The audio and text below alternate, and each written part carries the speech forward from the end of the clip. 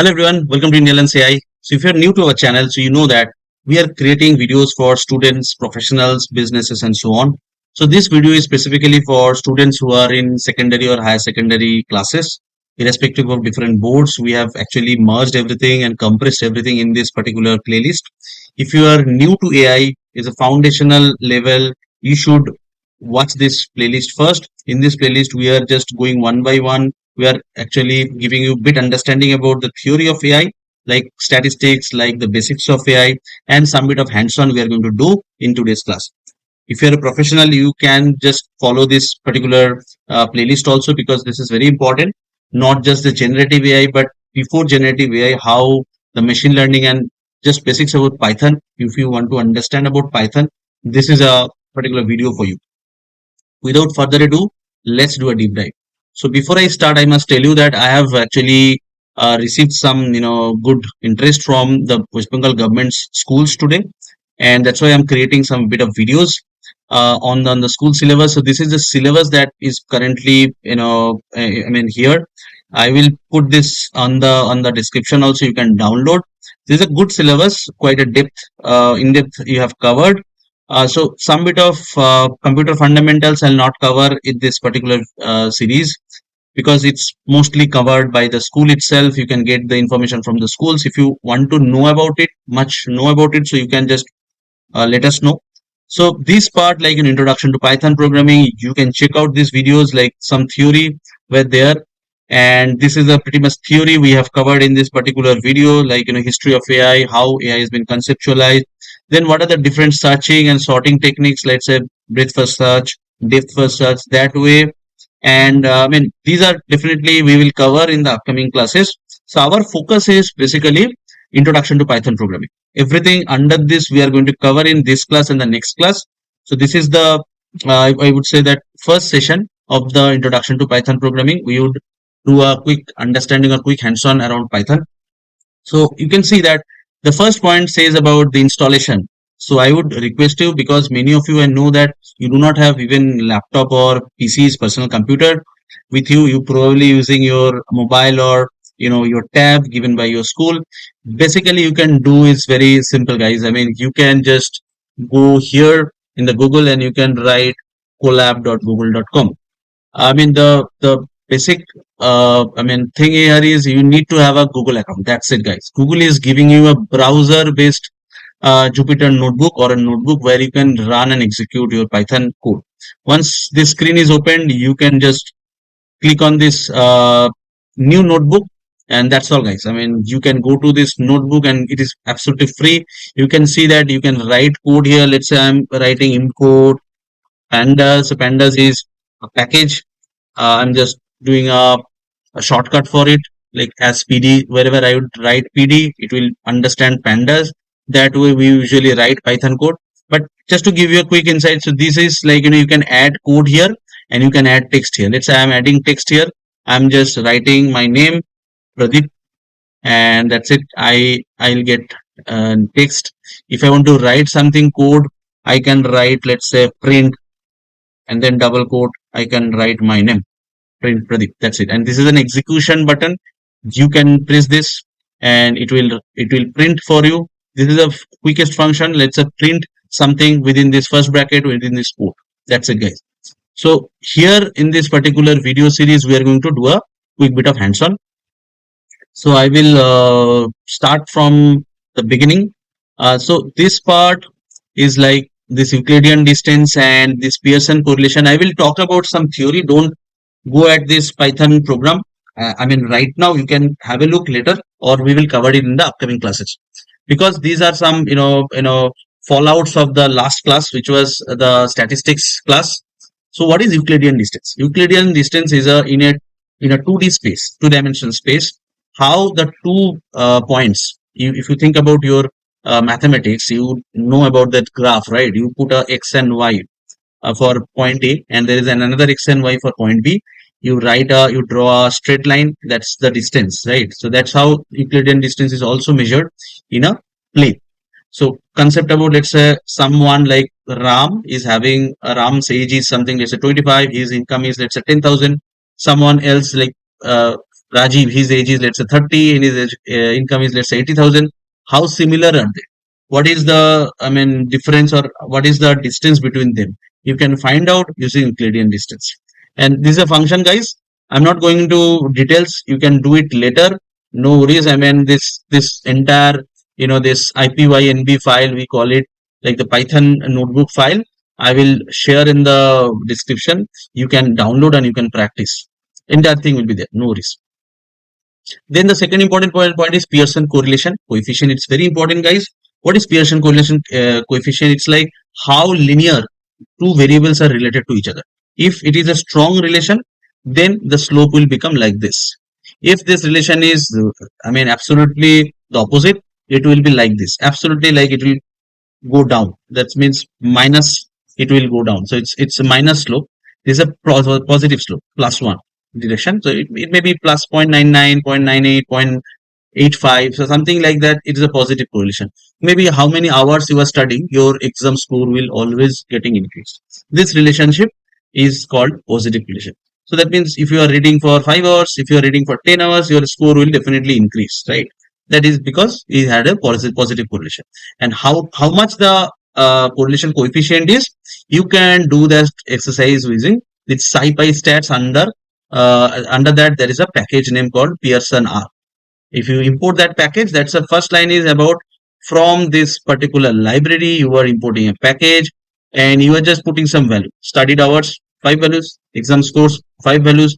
You can then put the correlation p value equal to this particular package name, and then you put this variable name. Easily I would say, if you don't want to use any name of this variable such big, you can put s equal to this, e equal to this. That's it, guys, and you can print accordingly.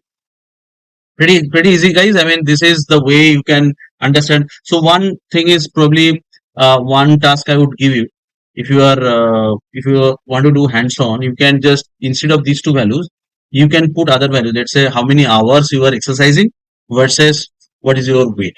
Definitely your hour, if it is going up, the weights will go down. So that means you will get a negative slope, negative curve for that, and that you should do in a homework, you can say. So here we are getting 0.99. So that means there's a very high positive correlation. And that's how the relationship between two features we are calculating. It is the basic of data science. It's the basic of machine learning. You can say understanding the correlation of two variables are the very critical thing for any predictive analytics. But anyways, guys, I mean, I'll not say you should do this coding first. You understand the theory, codes you can come back later. These are optional thing, I would say. Now coming back to the main part of this particular video, which is the Python basics, input output, and there are a lot of functions and so on. So the first part I've already covered, that you don't need to do the environment ready or Python. You need to download Python.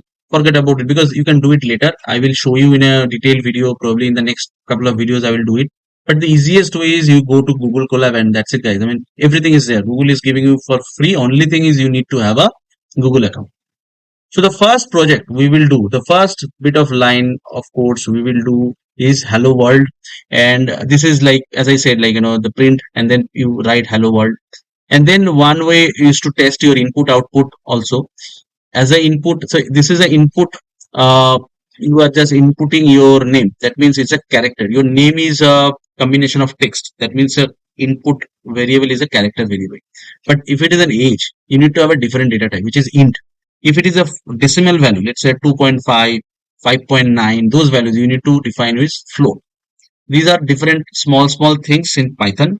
You need to understand how to define a data type when inputting some variable, right? So age is an input. So you put input int and then normal input.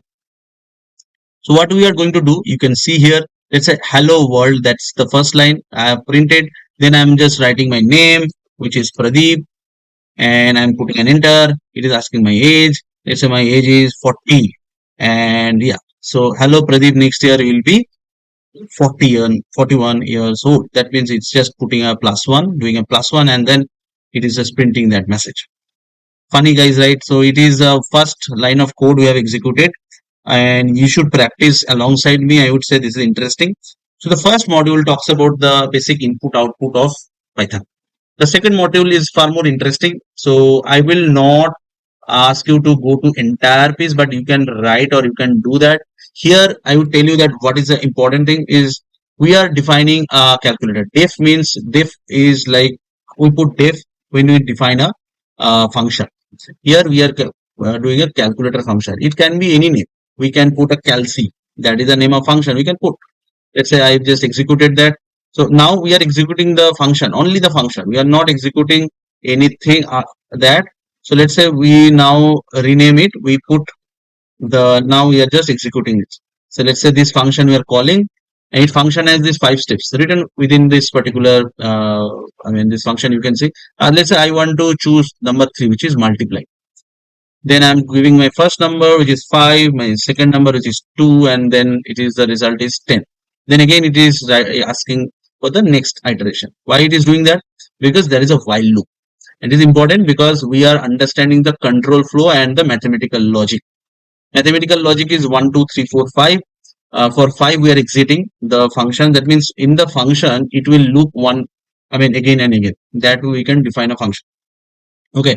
So while is actually for that. While true meaning that it will repeat one after another until it gets 5. Until it gets 5. And if it gets 5, it will break. See, if it gets 5, it will break. Other than 5, it will loop one and every time again and again. So 1 means, let's say I define 1 means summation. This is a sum.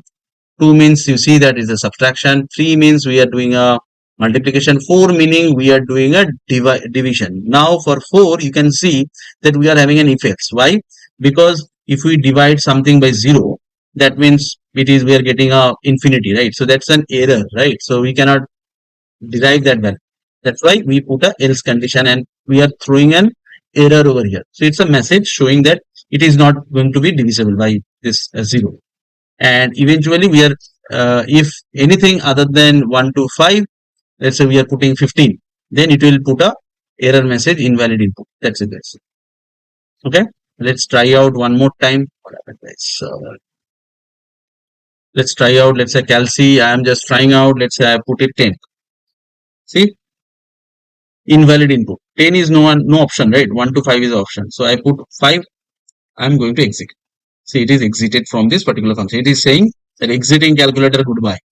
Funny, right? So guys, that's the way you should also practice side by side. Then the next logical mathematical condition, we can do a quick example, which is talks about this star printing. This is like print pattern. This is a name of function. You can put any name, your name or some name. And we are putting row 5. That means 5 times it will just loop. We are doing from 1, it will going to increase. So every row it will increase 1, 2, 3, 4, 5. That's it. After 5, it will exit from the loop automatically because we are passing this row is equal to 5. And we are printing what? Star. Multiplied by 1, that means 1 star, 2 star, 3 star, 4 star, 5 star. That's it. That's a representation. Instead of star, you can print anything. Let's say I print a exclamation. It will be, I'm just executing that I'm just running that function and then I'm executing that function. See, explanation way you can print this pattern. Then the binary to decimal, decimal to binary. This is a function. You can do a check. It's a bit complicated one, but it's a good one. You can do a practice. You understand, like, if I get this value in, let's say, if you know about binary and decimal, decimal is base 10 numbers, the normal numbers, and binary is base 2 numbers. And if I, let's say, give any decimal numbers 10, if you know that 8421, that logic, 10 will become 1010. Right. So you can check that. Let's say if I execute this function right now, I'll get 1010. Let's say some other numbers. Let's say 4. So 01. So it's 0100. Okay, 4. That is what we are getting. Same with the other. Binary to decimal, we'll get the same thing. Like 10 will become 1010. That just the opposite we'll get. A similar way we can do a GCD. GCD also we can do. Let's say we are accepting these two numbers A and B, and then we are checking. We are just while B, that means we are just checking until B, if B is there. or I mean, then we are A comma B, and then we are just seeing the residue. So how it, I mean, let us do a GCD of, let's say, 8 comma 16. Okay, then it become 8. We know that GCD, it is 8, right? 8 comma 12, it will be 4, right? So it will be 4. So it we are just doing the residual part, and we are dividing it again and again. That's how it is being generated. We're doing a quick GCD function, and then we are doing a prime numbers function. Prime number, we know that 11 is a prime number, 13 is a prime number, and it is doing, it is how it is happening. We are first of all accepting this number and checking if it is less than 1 or not. If it is more than 1, we are dividing this number by 2, starting with 2, and then we are, I mean, increasing that divided number by this particular integer value plus 1. That means every number we are actually, let's say we are dividing by 2, we are dividing by 3. That way we will do. And if the residue is, let's say, 0 0, if it is equal to 0, means in any of the coding logic it will be equal to, because equal to, normal equal to is becoming your, you are just putting, assigning some I mean, value on it. But here it is actually, when you are going to have, like, equal to, meaning that if that value is actually equal to, that means if it is equal to 0, then you are returning false. If it is, that means it's no divisible, nothing is there, and if it is not, it will become true. Now let's say I am executing 10. 10 is prime, no, so it will be returning me false, because there, in that case, the divisible becomes 0. Okay, 10 is divisible by 2, that means divisible, no remainder is there, that becomes false. If it is, let's say, you are 17, it is non-divisible, right? It will be non-divisible, so it will become, at the end of the function, there is nothing is there, so always there will be divisible, so it will become true. Next one is Fibonacci series. Interesting one. Fibonacci series, you probably know this, that Fibonacci series is like a series where the both the numbers are getting summed up and the next number is getting created. So that's how it is being generating. You can do a quick check on the, the code itself. If you have a doubt, just type it out on the comment section. So I can generate Fibonacci, let's say 12 numbers. So 0 plus 1 becomes 1. 1 plus 1, this 2 1 becomes 2. 1 plus 2, this becomes 3. 3 plus 2 becomes 5. 5 plus 3 becomes 8. That way. 34 plus 21 becomes, let's say, 55. 55 plus 34 becomes 89. That way, the Fibonacci series is, I mean, it's based on the name Fibonacci, who actually invented this series. Great, guys. I mean, we are probably the last example on this particular video. Factorial, we know that what is factorial. Let me execute this particular function, and then I'm just executing it. Let's say factorial iterative, and what I'm doing it 3. What is factorial of 3? It becomes 6. That means 3 into 2 into 1, right? So factorial of, let's say, 5, it is 5 into 4 into 3 into 2 into 1. That means it's become 120. Factorial of 4 is become 4 3 2 1 multiplied by among each other, 4 3 2 1, you will get 24. And there are two approach. One is this recursive, and one is this iterative approach. So in both way you will get the value, but I think you should have only one way of doing it. That should be the iterative approach. This is a bit, I would say, this is a bit complicated one. You can call this out as the factorial approach. Either way, I mean, iterative versus recursive, you can do anyway, but you can do this example by yourself. So that's it, guys. I mean, if you like so far this particular video, you should, I mean, like this video, you should share with your friends, and you should comment if you have any question. And in the next video, we will do a deep dive into the machine learning things, like, we will consume some data, we'll understand bit of, I mean, more detail around it. If you have any question, just comment. Otherwise, you share, like, in this particular video. And until next time, thank you guys for your time. Thank you very much. Bye.